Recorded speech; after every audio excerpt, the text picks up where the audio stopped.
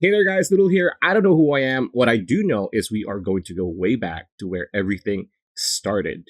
That's right. Yo, what do you mean where everything started? How are you here? I don't know. I'm like you're hungry, so I'm kind of here when you're hungry. Huh? That makes sense.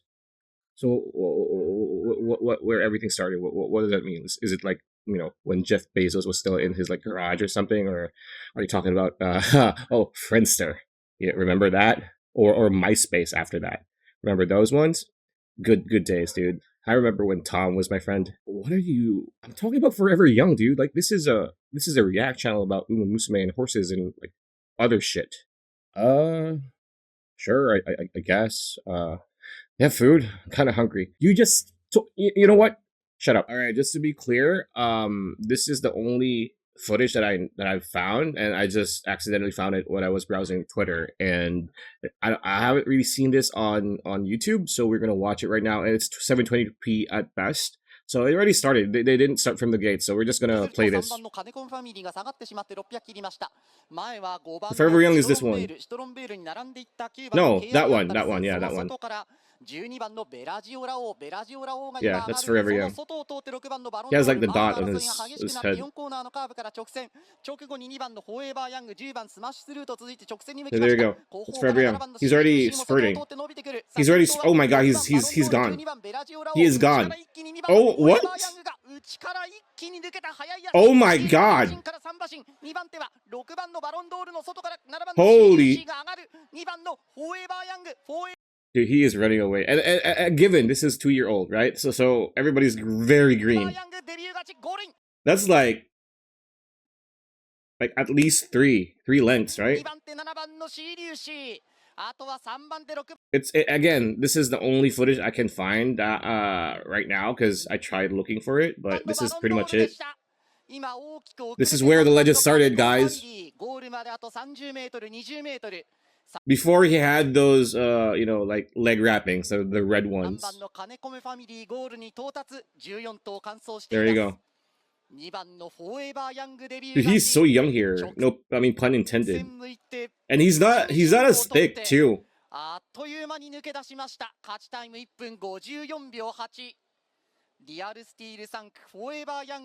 Dude, he's I mean even as a 2-year-old, he's kind of thick already, huh? And then he just filled out this big dude. Big boy.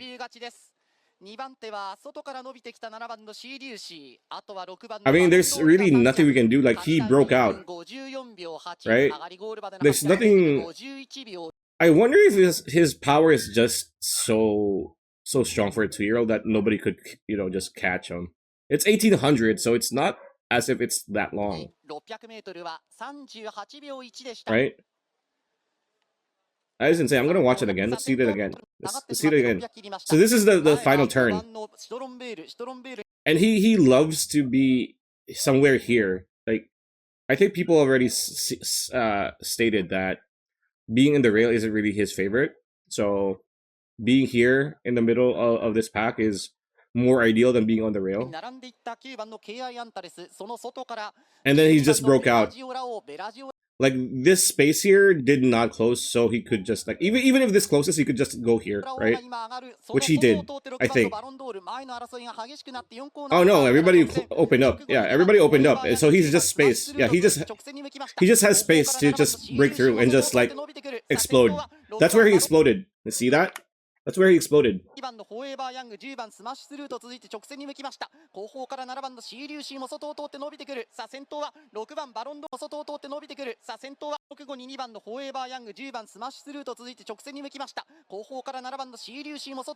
There, right?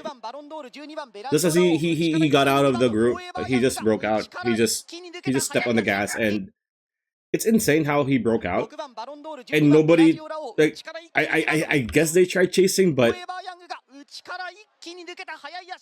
dude, when a breeding clicks, it clicks, huh? It nicks. That is insane. That's a lot. But then they did close a bit. This guy closed a bit. They're around like 4-3. That's insane. I want to see that again because around here. Like he was settled here. He was settled here, right? This guy has started early. Sakai is so patient here. And then he just started like signaling for every young there. And then he just broke out there. There you go. And he's just out. He's just gone. He is just gone. Man.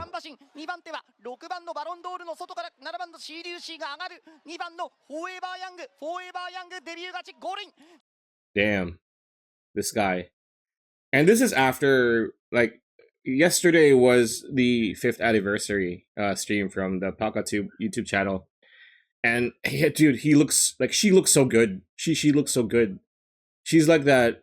I think a lot of people are right that she does look like that rich girl, like that preppy, popular rich girl. She embodies the queen bee of like a school and being in Trayson. I wouldn't be shocked if when she gets her anime, which 1,000,000% she's gonna get her own season. Because I do think, remember when I kept on saying that for the really strong horses, make it a movie. And then for the ones that kind of like has the better story, meaning has more hardships, make it into the TV shows, right? I would think Forever Young is like somewhere in between those, because he has lost a few times, right? Like he lost in the Derby, which I think everybody who's not a salty American super fan knows that if Sierra Leone wasn't like bumping him on purpose, he probably would have been able to just have enough to close out Mystic Dan, right? I think if I'm right, I think before the last year's like Dubai World Cup, is it Dubai World Cup? After he beat Romantic Warrior, he didn't have enough gas to like finish that, and yet he still placed, right? But people are saying like horse people on Twitter have been saying that, oh, because like they had a race prior to the Saudi Cup, and this year they made sure that after the Breeders' Cup he just rested, right, and just worked out, right?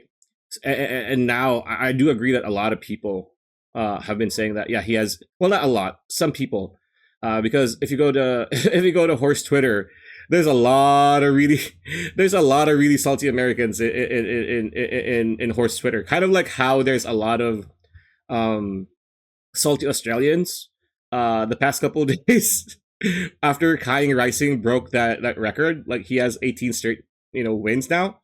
Like it kind of mirrors itself. It's kind of funny how like the strongest sprint horse right now is like a lot of Australians are just like oceanic people, or have been very salty about that. Oh, but he's not black caviar or something along those lines. I don't know, man. Like, just be happy that you have an amazing horse to watch, despite where the horse is from, right? Like, you have something amazing like this. Like, I get it. It comes from a place of passion, right? Which is great. But don't get your panties in a bunch just because, and for me, like, I don't have any stakes in any of this. I'm just a fan, dude. Like, look, I am kind of Team Japan here, but I also do know that I think the final, or the best test for Forever Young, not that he does, I don't think he needs to be tested anymore, because like he's hung out there with the best of the current active like older horses, right? But there's always that but with some people who's like, oh, but sovereignty, and it's and the flip side, the other people who are, and there are quite a bit of people who are like kind of pissed off at, I think, is it Belmont, that sovereignty's trainer, yeah, and Godolphin, like, why are they freaking running him, bro? Because he's I'm like, yeah, why, right? But I kind of understand from like a business perspective, like you wanna safeguard your asset, your investment, right? And I think Sovereignty is like their first really, really strong like dirt horse, the Dolphin, I mean. So that's understandable, but at the same time, dude, run the horse, man. And I know they're like, I think it's Mott, right? I remember watching an interview. He said something along the lines of like their target is a classic, the Breeders' Cup Classic this year, and they're gonna work backwards from there. And a lot of people, including myself, were like, "Hey, maybe Saudi, maybe Dubai. How about that 1v1 with Forever Young, you know, or even Sierra Leone? But Sierra Leone is like retired now, right? So yeah, I think that's the biggest test that's remaining. If ever that ever happens, if it doesn't happen, hey, it doesn't happen. It goes both ways, right? Like the only, I guess, challenge that sovereignty has, to be honest, too, in my very green eyes, is journalism. And journalism like can hang for a bit and then just he just overtakes, right? I think I think the Breeders' Cup last year would have been the best test for sovereignty and Forever Young, both, because sovereignty has been bodying everybody up to that point, and Forever Young has been like consistent and just like outworking other horses up to that point. And Forever Young had the best run, the most not the best, but the most ideal run. And it would have been better if Sovereignty was there, because I feel like if Sovereignty was there and Forever Young still came out on top, doesn't matter if it's like by a nose or a photo finish, whatever. I feel like a lot of people would be, not many people would be salty. Like there might be not, there might not be that many, because right now there's still an asterisk in Forever Young's name to a lot of people, mostly Americans, right? But to me, like, I don't really care. Like it's already he's already etched his fucking name in the annals of horse racing history globally. So yeah, like that's exciting. I don't know, like there's a very very slim chance that Sovereignty is going to run in Saudi. Probably not, but and Forever Young's probably not going to run in the classic anymore, right? Who knows? Uh, I want to see that race. I really want to see that race. And prior to the classic, no, not the classic. Prior to the is it the Daishonin one, the dirt before the Breeders' Cup Classic? He had a race in Japan. I can't remember which one because I watched that, and he was in really good shape right there. Well, after my shut up, my cat is being annoying again. Anyway, um, it was there like, oh, this horse is really good, but I was still giving it to Sovereignty a little bit, and then everybody saw how Forever Young did in the Breeders' Cup Classic, and like, okay, this horse is top dog right now. There's nothing we can do, because again the other top dog is freaking not here, right? But anyway, um that is the debut race of Forever Young in Japan, and hopefully he does well in Dubai, because that would be insane. And